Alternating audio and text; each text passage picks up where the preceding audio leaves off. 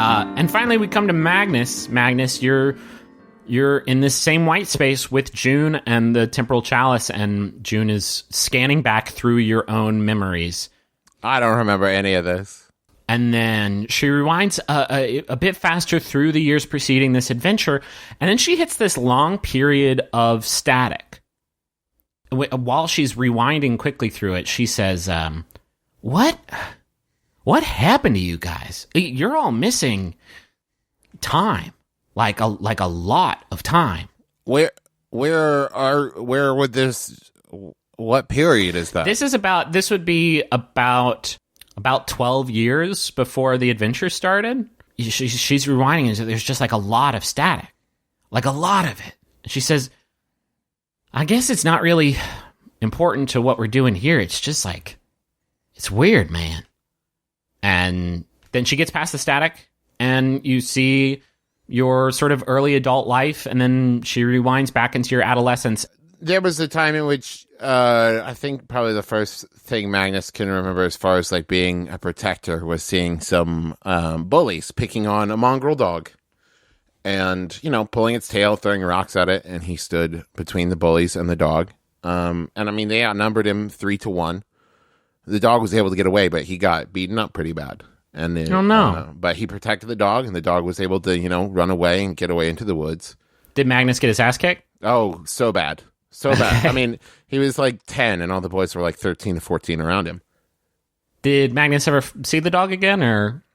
No, he was too afraid of humans at that point. He never saw the dog again, but he knew it was the right thing to do.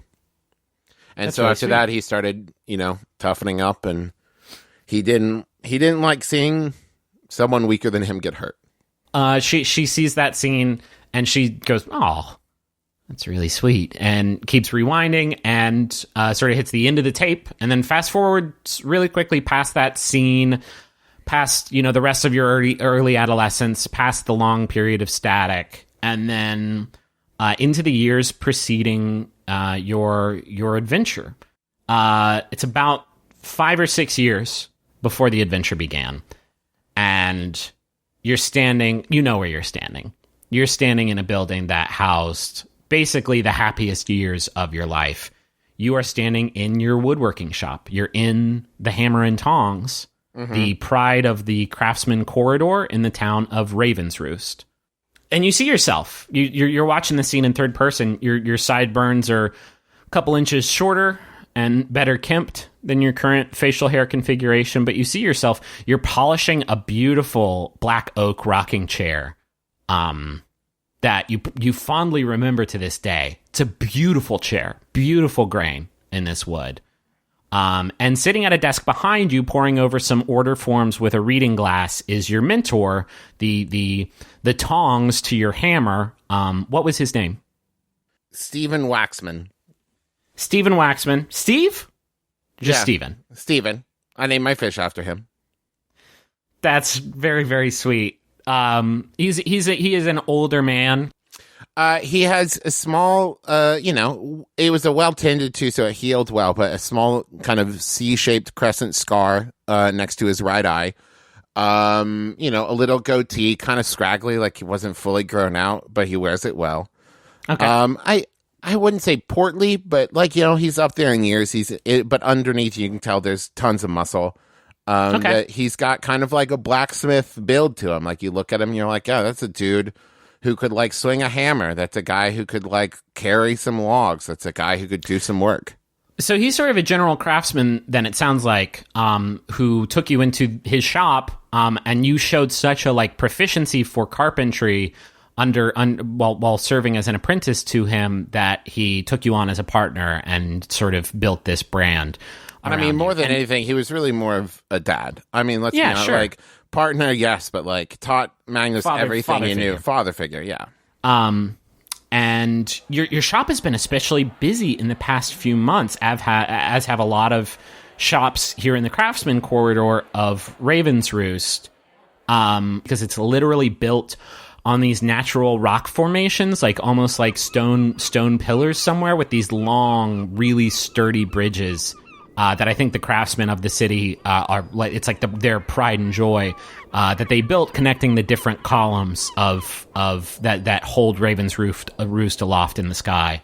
The craftsman quarter, like all the shops have been so busy because since the blockade broke and the mad governor Kalen was ousted, and you know all about that rebellion against the mad governor Kalen because you at one point kind of led it. It's an old story. I think that most people are familiar with the convention of, the despot who everybody kind of like just accepts for a while is the way that they are, but then their desire for power and, the lack of limitations and their perceived lack of limitations starts to grow to a point where you can no longer stand it. And, for Magnus, it wasn't about power, glory. It was his duty. It was just a thing.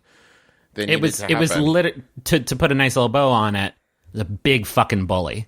Yeah, he was a bully, and he was picking on the weak, and Magnus just can't stand that. And so he did what he needed to do because he needed to do it. And then it was all done. He was happy to return to a quiet life. It was all that he ever wanted. He didn't want to be a hero. It wasn't his desire.